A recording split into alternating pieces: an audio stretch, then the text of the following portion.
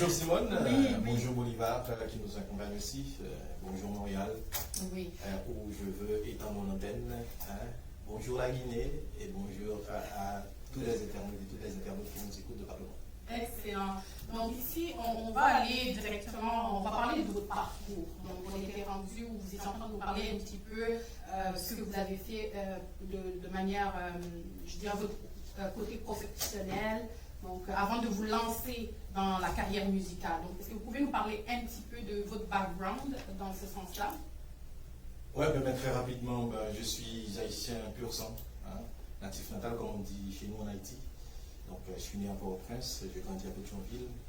Donc j'ai fait toutes mes études en Haïti, primaire, secondaire, universitaire. Donc je dis toujours que tout ce que j'ai appris, je l'ai appris en Haïti. Et c'est pourquoi je sens que je dois rendre ce que j'ai en moi. Je dois le rendre d'abord à Haïti. Parce que jusqu'à peu près récemment, je n'ai jamais passé en plus de 50 ans de ma vie, plus de 3 mois à l'extérieur d'Haïti. Donc, haïtien natif natal, comme je viens de vous dire, gestionnaire de formation. Et là, en tant que gestionnaire, j'ai commencé à travailler avec des entreprises privées. Ensuite, j'ai été attiré par la paysannerie, donc je suis allé travailler en province, toujours comme gestionnaire avec les organisations paysannes des filières agricoles. Donc je suis très impliqué dans le développement rural, donc avec des ONG, des organisations internationales. À un certain moment, j'ai démissionné pour monter ma propre entreprise, un cabinet de consultation. En développement rural, justement, qui assistait non seulement les coopératives agricoles, les organisations paysannes, mais qui donnaient aussi des supports à certaines ONG là-bas en Haïti. Donc il y a des filières que je connais très bien au niveau de l'agriculture, comme le café, le cacao, la mangue, le vétiver. Donc j'ai travaillé très directement avec les paysans chez nous. Et à un certain moment, j'ai monté, comme je vous ai dit, fait ma propre boîte de consultation, une petite entreprise qui a travaillé jusqu'à la pandémie en 2022. Et là, à partir de 2021, c'est un petit peu difficile déjà en Haïti avec l'insécurité. Vous connaissez l'histoire du président qui a été assassiné juste après le Covid de 2021.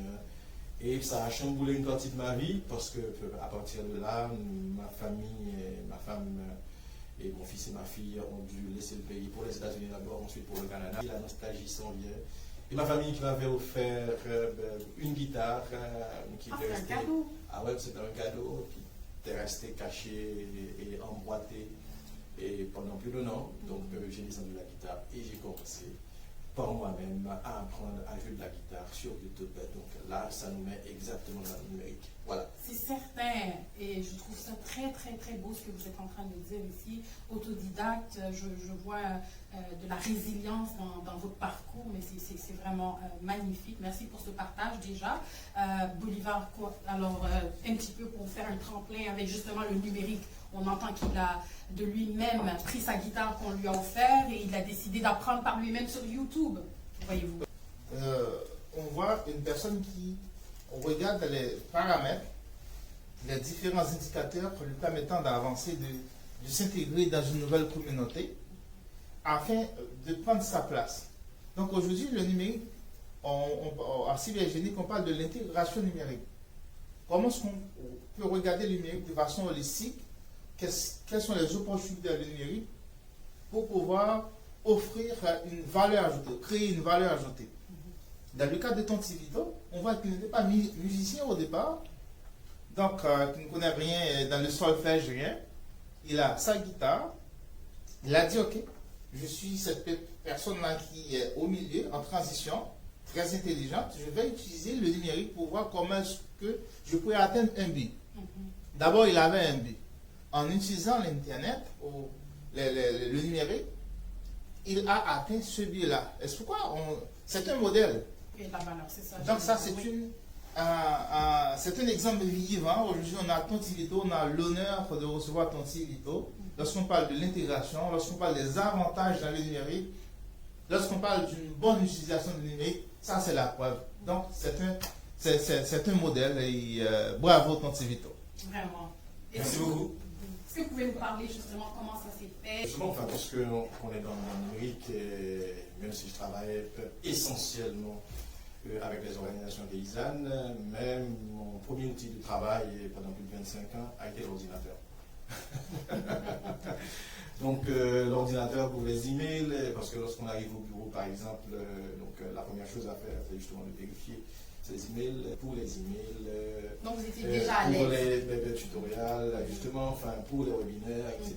Donc j'avais pas mal de réunions, des fois j'avais 4 ou 5 réunions par jour sur les différentes plateformes, je ne vais pas les citer pour ne pas faire de publicité. D'accord. Donc maintenant, je me suis rendu compte, c'est une plateforme pour les vidéos, etc. Et en termes de moteur de recherche, c'est quand même YouTube, c'est le deuxième moteur de recherche gratuit. Voilà, après Google, et c'est une université gratuite. Ouais. Tout ce qu'on veut savoir, on peut obtenir un tutoriel sur YouTube. Oui. Donc, et voilà, je me suis dit, je vais commencer avec la guitare sur YouTube. Et lorsque j'ai amené ma guitare à un ami qui est un spécialiste en musique, pour juste accorder ma guitare, parce que je ne savais pas comment accorder une guitare. Mais je savais que justement pour commencer à jouer de la guitare, il fallait l'accorder. Donc il m'a appris comment plus ou moins accorder, etc. Mais j'avais même pas l'accordeur. Enfin, l'accordeur était dans la boîte qui était venue avec la guitare, mais je ne savais même pas que c'était là et je ne savais pas non plus comment l'utiliser. Oui. D'accord. Et voilà, il m'a dit, qu'est-ce que tu vas faire? Je vais apprendre sur YouTube. Il m'a dit, tu as commencé? Je me dis, pas encore, mais j'ai quelques idées en tête. J'ai commencé à avoir quelques tutoriels. Et j'ai commencé à faire des recherches, assembler comme documentation. Je mets tout ça sur un bureau, avec une chaise, il y a mon ordinateur devant moi. Je mets mes papiers à côté, donc ma guitare en main, et puis je commence. Et je m'étais dit que 30 minutes par jour, et en semaine, quand je dis en semaine, du lundi au jeudi, et en week-end, 1 heure au moins. Donc, et c'est ce que j'ai fait.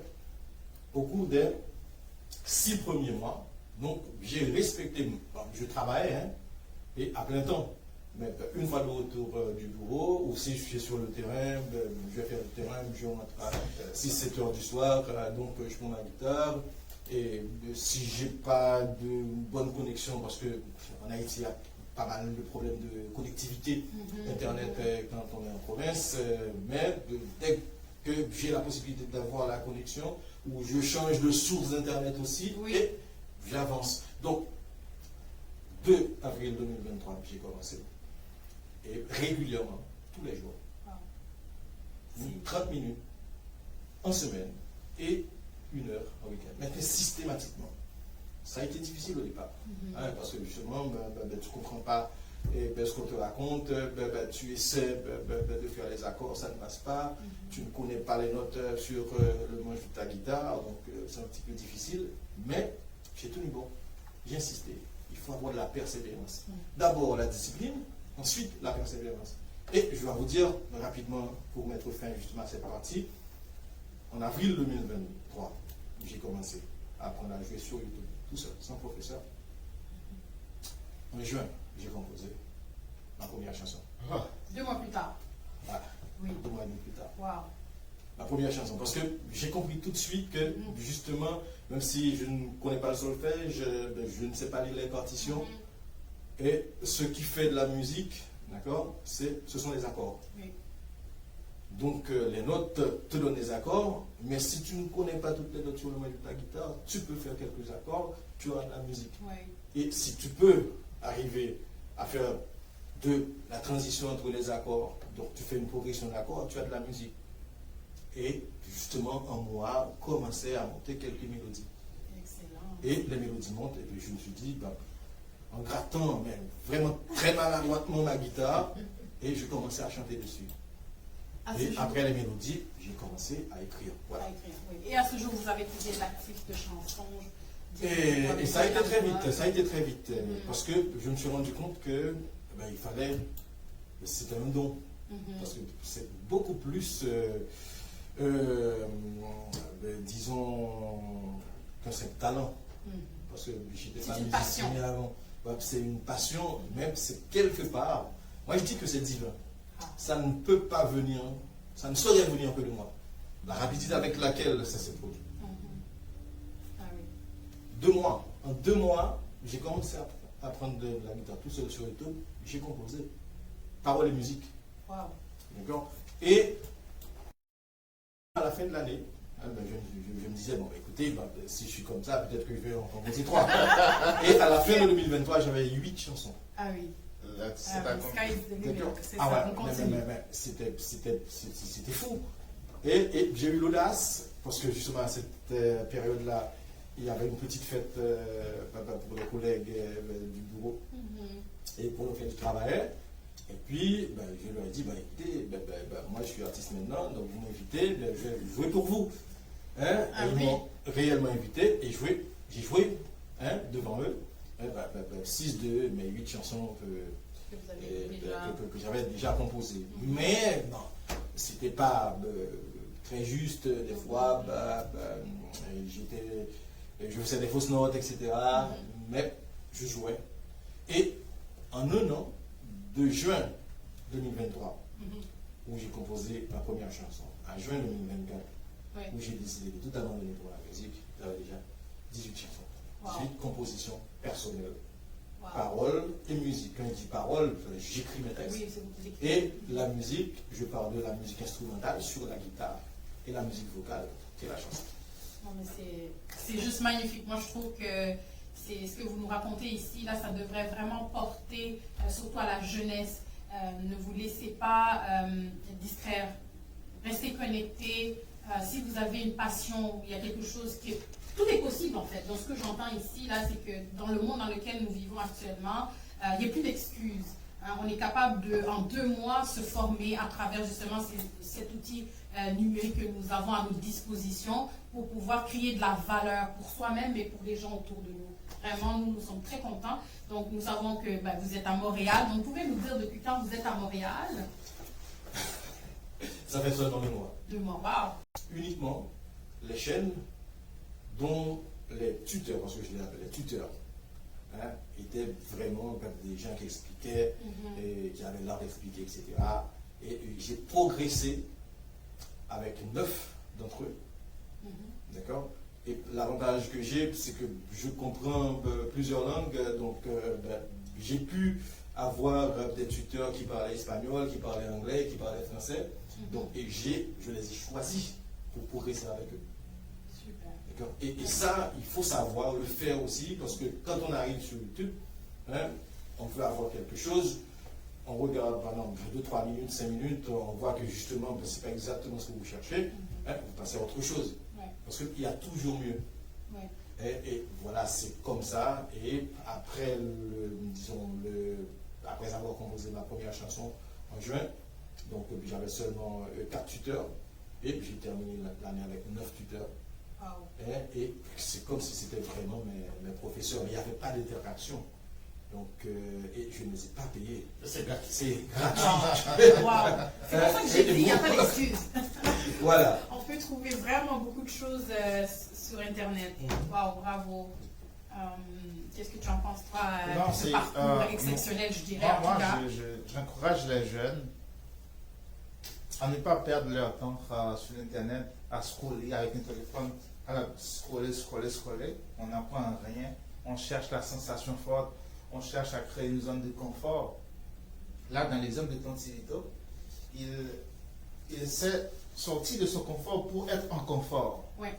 C'est-à-dire, pendant un certain moment, il a passé des heures avec beaucoup de discipline pour apprendre des autres.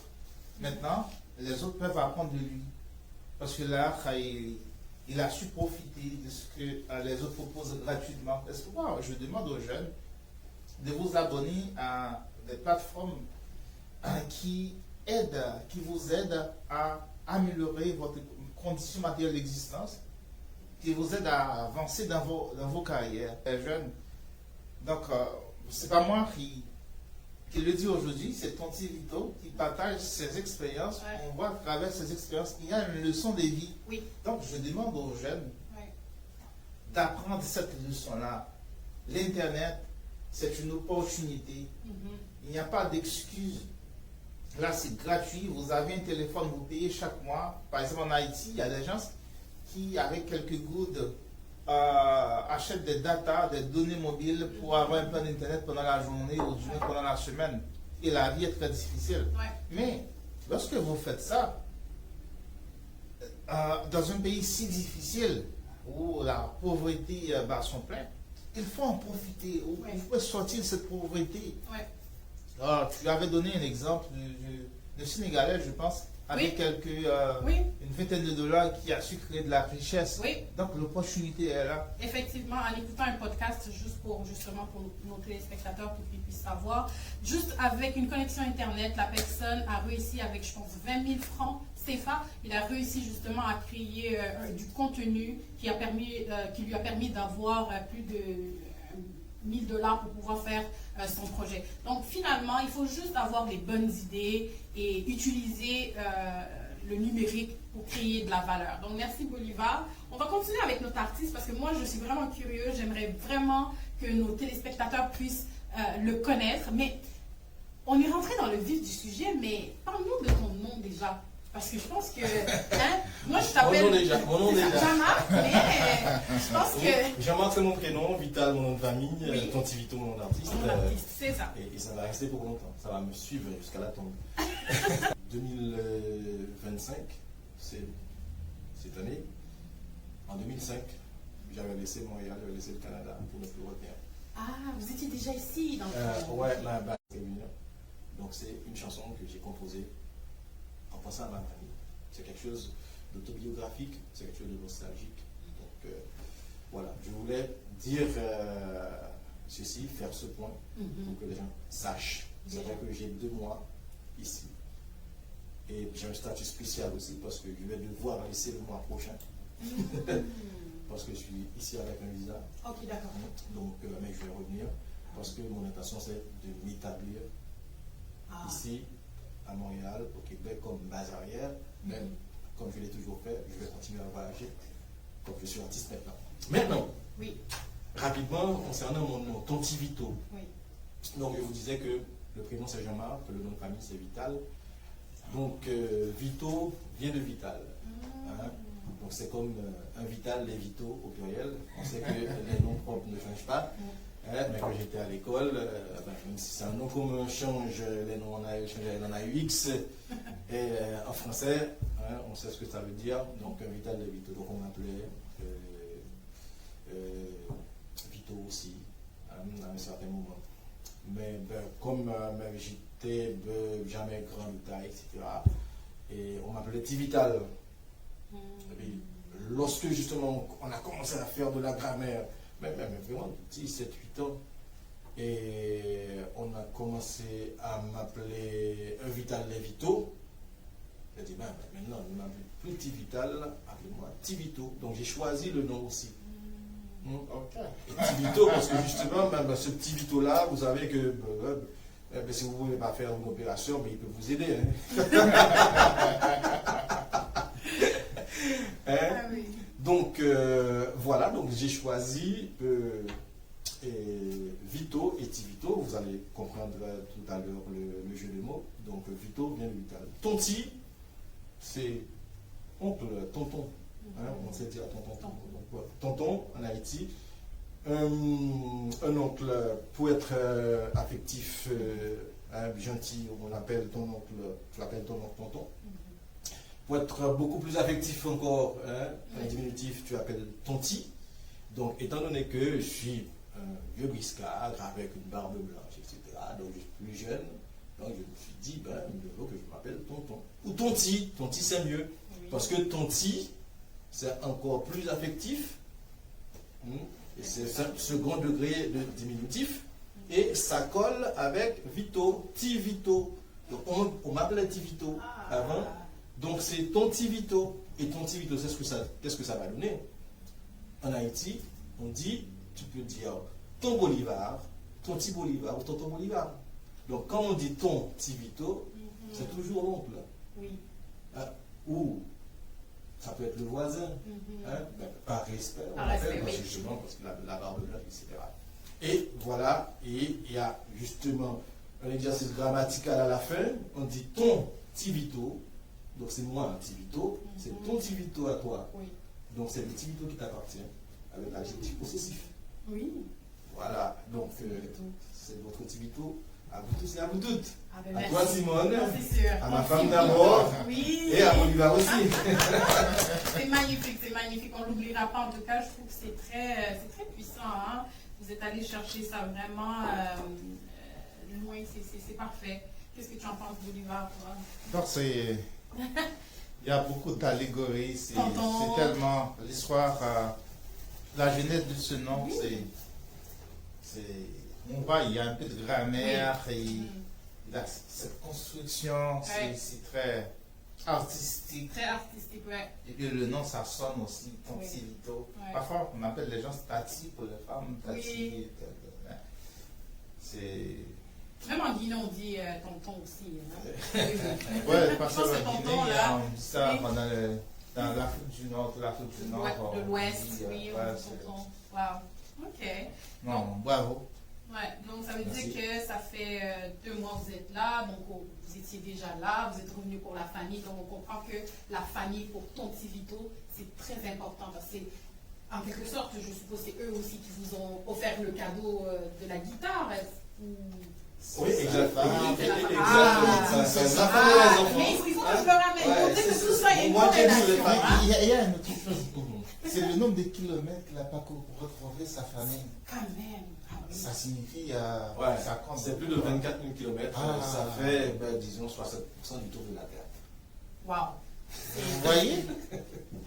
Nous avons vraiment un invité de marque. C'est ce que j'appelle vraiment un bel échange aujourd'hui. Là, on va poursuivre pour que vraiment on puisse encore aller en profondeur pour essayer de comprendre un peu, depuis que vous êtes arrivé ici à Montréal, est-ce que vous avez eu à faire des prestations? Est-ce que c'est vrai que c'est 2 mois, mais moi j'en comprends déjà en vous écoutant que vous êtes quand même une personne qui va chercher des opportunités, qui n'attend pas. Et ça aussi, c'est un conseil que je donne à la jeunesse. N'attendez pas, vous devez aller chercher ces opportunités-là. Donc, je comprends que vous-même, vous avez décidé, avril 2023, 2 mois plus tard, vous avez déjà une chanson d'écrit, bon, plusieurs chansons.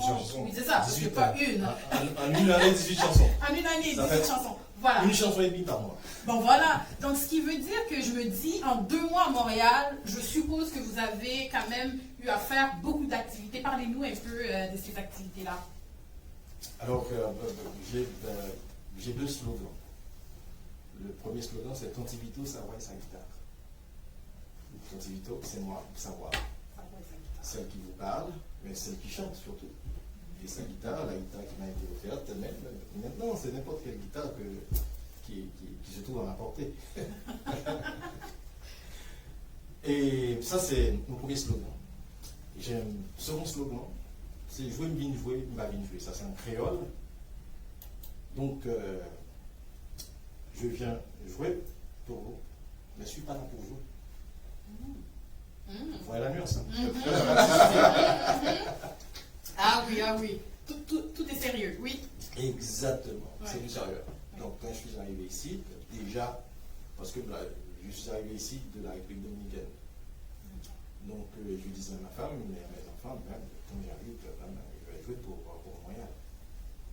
Hein, je vais chercher la communauté québécoise, la communauté haïtienne, la communauté africaine, les afro-descendants, etc. Je veux jouer pour eux. Et figurez-vous, hein, madame, monsieur, Anna, depuis 2 mois, j'ai eu l'opportunité de faire 5 prestations. Oh, 5 prestations. Et je vais avoir une 6e. Donc, ça veut dire que je vais avoir un ratio de 3 prestations par mois. Wow. Donc, j'ai d'abord joué au centre d'arrivée pour une coopérative agro-industrielle qui s'appelle Mouna, qui travaille, c'est une coopérative québécoise, qui travaille avec des producteurs et productrices en Haïti, dans le café, dans le cacao. J'ai été invité tout de suite après par le consulat général d'Haïti à Montréal. Donc, je fais une petite prestation. Donc, ça, c'est en avril avec nous là. En mai, et avec le consulat général d'Haïti à Montréal. Toujours en mai, il fait une prestation à Bouillon de Saveur, d'accord, dans le cadre de la célébration de la fête des mères. La fête des mères nord-américaine. Oui, nord-américaine, oui, c'est ça. Et ensuite, à la fin du mois de mai, il y avait l'Afrique en lumière qui s'est tenue à la Place Arrobe. Donc ça a été réalisé par une association qui s'appelle Lève 3 et Brille. Donc j'ai participé justement. Donc déjà une prestation en avril, 3 prestations en mai. Et en juin, Cybergénique m'a pris le cours. Et m'a invité à faire une petite prestation. Excellent. Ici même. On était contents. Au moment où je ne m'y attendais pas, et ils étaient contents. Donc c'était dans le cadre d'une activité réalisée par REA. REA, c'est le réseau d'entraide pour les aînés. Donc avec un fort support de Cybergénique. Donc voilà, donc ça me faisait déjà 5 prestations. Et j'ai une prestation qui est programmée pour ce week-end, donc disons dimanche 22. Ça va se passer à la rue Montréal, au centre Joseph Rouleau, donc à la salle Joseph Rouleau. Donc c'est à 2 pas du métro de Montréal. Donc ce sera un concert. Donc je vous invite à y participer. Donc j'invite aussi les internautes. Vous êtes invités. Vous voyez, c'est du sérieux. C'est du qui nous sérieux. suivent. Je ne savais pas que ma famille allait quitter Haïti. D'accord. Et une fois que ma famille a quitté Haïti, moi qui ne voulais pas laisser Haïti, je me suis dit, de toute façon, je ne vais pas rester tout seul sans ma femme, sans mes enfants, etc. Les enfants sont grands, ils vont faire leur vie, c'est clair. D'accord. Et même cette distance, et ça peut se vivre assez difficilement. D'accord. Donc maintenant, à ce moment-là, j'ai commencé à faire des contacts à partir de mon téléphone, mais j'ai des contacts un petit peu partout. Parce que j'ai travaillé un petit peu partout aussi. Quand je dis que j'ai jamais laissé Haïti, mais je voyage énormément à certaines époques. Parce que j'étais connecté avec le mouvement du commerce équitable.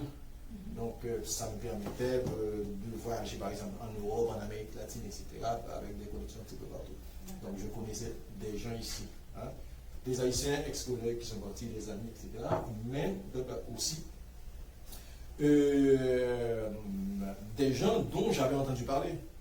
Donc à ce moment-là, avant même d'arriver, il faut préparer sa venue.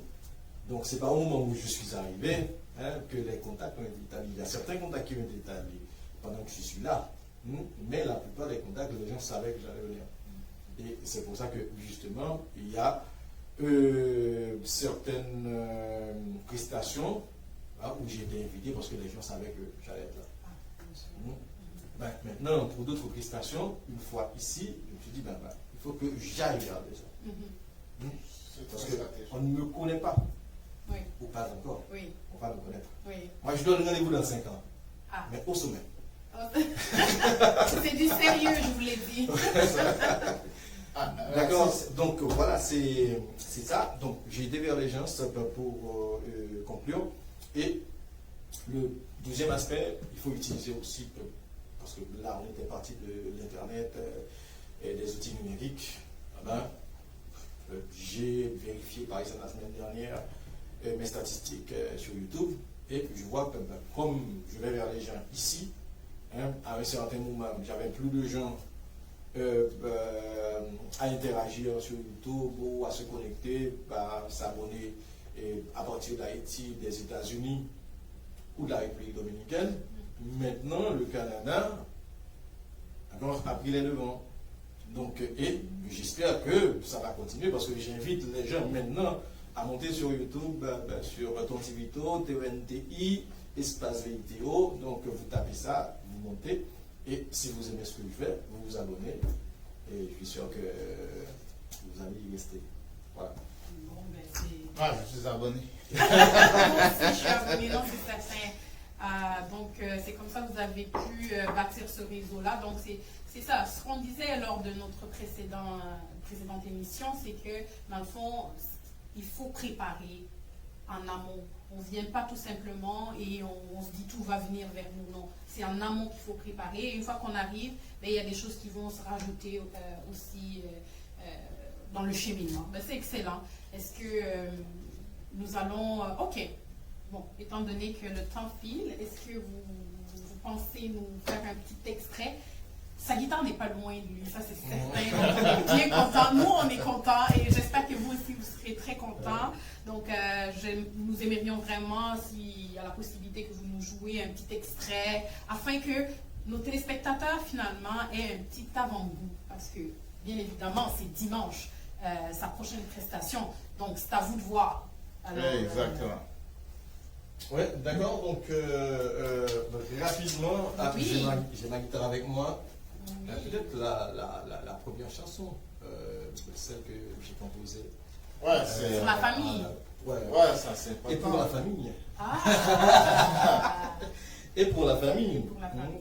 Donc, qui s'intitule Le jour aujourd'hui. Je pense que pas mal d'entre vous qui nous suivez là maintenant, et vous allez vous identifier à cette situation. C'est une situation un petit peu absorbante des fois, Ouais. difficile, c'est une nostalgie, on peut être mélancolique parce que justement, et on est parti ou on est resté malgré nous, d'accord?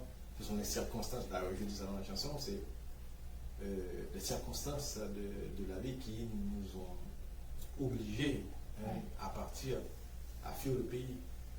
Et ça, c'est difficile. Donc, à ce moment-là, lorsqu'on pense à tout ça, et puis ce sont ces paroles, ces mélodies. Aujourd'hui, nous avons réunis. Tout ça, pas loin, il est pour le venir. Je distance sur le bord de l'eau, c'est présence moi ici. Aujourd'hui, nous avons réunis. Tout ça, pas loin, il est pour le venir. Je distance sur le bord de l'eau, c'est présence moi ici. Pour nous vivre en famille, pour célébrer la vie. C'est ça. C'est ce que je dis. Et là, il ne faut pas s'asseoir non plus sur ses lauriers et attendre. On peut prier, mais il faut faire avancer les choses. Oui. Parce que moi, je vous ai dit que j'ai poussé. Pour que justement, finalement, on me donne le visa pour que je puisse voir ma famille. Bon, c'est vrai que je ne vais pas rester trop longtemps à cause de mon statut, puisque actuellement, je suis un visiteur, mais pour le temps de tout régler, je vais revenir et peut-être après quelques voyages, je vais devoir m'installer ici. Vous établir à Montréal. Eh bien, on a très hâte que ce moment arrive afin qu'on puisse vraiment découvrir tout le potentiel que vous avez, que vous dégagez, parce que ce que vous chantez, ça parle aux gens. Et de nos jours, c'est ce qui manque en fait dans la musique, c'est d'écouter quelque chose qui va nous chercher au plus profond de notre âme en fait. C'est ça la musique, je considère. Ouais, non, mais pour moi c'est important aussi parce que là, moi... Quelle est votre première impression du Québec en tant qu'artiste venu d'Haïti? Très rapidement. Bon, pas en tant qu'artiste, mais lorsqu'on arrive sous la neige... c'est vrai, il y avait encore de la neige avant d'arriver.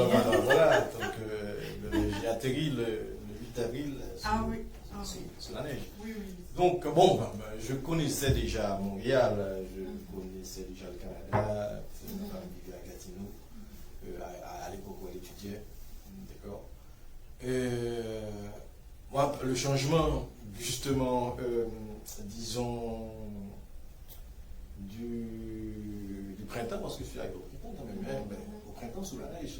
Ça. Oui, quand même, c'est vrai que c'est C'est l'hiver ne veut pas partir. Voilà. Au mois d'avril, c'est comme si on était sur encore où tous les arbres avaient fait toutes leurs feuilles. Oui. Donc j'ai vu les arbres fleurir et reprendre. C'est comme si la nature reprend ses droits. Donc ça, c'est quand même intéressant, c'est beau à voir. Oui. Parce que je ne pense pas avoir vécu cette transformation au moment où je venais au Canada, lorsque ma femme y vivait. Parce qu'à ce moment-là, je passais une semaine, 2 semaines, ensuite je retournais en Haïti. Maintenant, il y a la chaleur humaine aussi. Je pense que c'est quand même intéressant, malgré le froid. Mais malheureusement, ça se fait un petit peu en cercle fermé. Entre communautés ou entre Québécois, etc. Mais lorsqu'on arrive quelque part, on nous accueille assez bien. Donc ça, c'est quand même important. Maintenant, en tant qu'artiste, et lorsque je vais jouer quelque part, même si les gens entendent la chanson pour la première fois, parce que c'est le cas, je suis assez bien reçu dans la petite communauté. Et ou les petites communautés devant lesquelles j'ai joué. J'ai une requête en direct. Ouais, vas-y. Est-ce que tu seras là, ici, au mois d'octobre? Probablement. Parce que le mois d'octobre, c'est le mois de la cybersécurité. On compte organiser un événement au mois d'octobre. La date sera connue bientôt.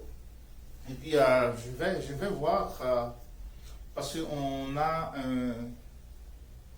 une activité à la ville de Mont-Royal, au centre de loisirs. Je vais demander, parce que je vais envoyer une correspondance pour voir si l'artiste est dans la ville, pourrait venir chanter, jouer à la ville Mont-Royal, donc dans les hauts lieux. Requête notée, pas encore acceptée. Ça doit passer par le manager. Il y a le manager, mais on fait des calendriers trimestriels, c'est-à-dire pour les 3 prochains mois, je sais plus ou moins où je serai.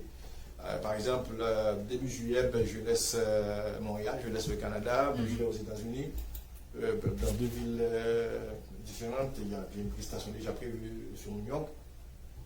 Donc là, peut-être juillet et août, je serai en dehors de Montréal ou du Canada. Super. C'est Mandy, très populaire sur Facebook et YouTube. On salue Mamli. On salue ses fans. Ouais. Oui, c'est important. Mamdi, merci de regarder ce live. Je veux l'occasion aussi de te recevoir parce que ton Tivito étant son antenne sur Montréal, donc nous encourageons toujours les bonnes choses dans la communauté. Oui. Lorsqu'on a un artiste, on voit le parcours de l'artiste, Ouais. l'autodidacte qui a utilisé le numérique pour être ce qu'il est aujourd'hui. Quel privilège. Oui. Oui. Et dans ça, je vois beaucoup d'audace. Il ne faut pas avoir peur. Il ne faut pas avoir peur de quitter ce qu'on faisait de manière conventionnelle pour aller vers quelque chose qui est sa passion, quelque chose qui va te permettre vraiment de travailler plus que disons 9 à 5 heures ou en tout cas le 8 heures par jour. Donc je suppose qu'à un moment donné, vous aviez dû donner plus d'heures et vous ne comptiez même plus parce que ça vous passionne. Ouais. Donc on invite vraiment à la jeunesse vraiment de foncer, de sortir de leur zone de confort. Le parcours n'a pas été facile, il l'a si bien dit, mais c'est le résultat qui compte. Et je voudrais prendre la balle au bon, Simone, pour dire 2 choses. Ne jamais avoir peur de se réinventer. Parce que moi, je me suis réinventé. C'est quand même une trentaine de carrière professionnelle, conventionnelle, que j'ai laissé tomber. Ouais. Pour me consacrer à la musique. Ça n'a pas été facile. Et au moment où, justement, les gens, à l'âge où les gens quittent la scène, dans la cinquantaine, moi je suis en train d'entrer en scène. L'artiste qui parle. Voilà. Donc, c'est ça c'est une première chose. Donc, toujours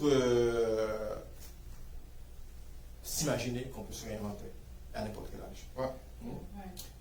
Et la deuxième chose, c'est la discipline, la consistance. Parce que je vous dis, là, je travaille régulièrement et j'ai des temps de la journée qui sont consacrés à la musique. Donc j'ai un temps pour la création, j'ai un temps pour faire de la communication, j'ai un temps pour l'administration, j'ai un temps pour la répétition. Quotidiennement. Ah oui, bien sûr. Hein? Et ça, il faut le faire. C'est-à-dire, je ne passe pas un jour sans jouer de la guitare, sans m'exercer, sans pratiquer. Parce que lorsque je vais être devant un public, d'accord, je dois donner le meilleur de moi-même. Dans 5 ans, vous verrez. Dans 5 ans. Rendez-vous au sommet. Je pense que très bientôt, C'est avec cette belle phrase-là, hein, peut-être La dernière phrase pour aujourd'hui Oui. de notre artiste. Rendez-vous au sommet. Rendez-vous au sommet. Merci beaucoup.